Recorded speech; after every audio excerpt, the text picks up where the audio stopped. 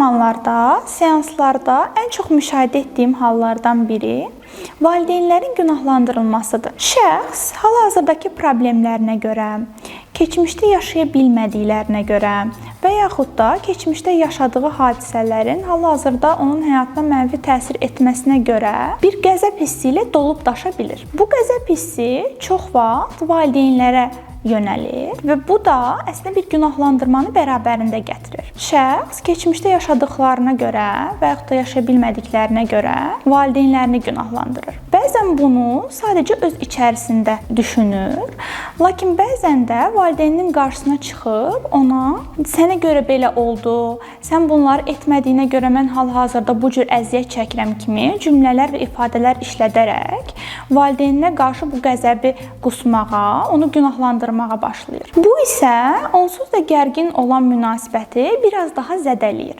Əgər belə bir hal yaşayırsınızsa, bu qəzəb və günahlandırma hissindən qurtula bilmək və aranızdakı münasibəti az da olsa düzəldə bilmək üçün bir psixoloqa gedərək ona müraciət edib bu barədə dəstək ala bilərsiniz.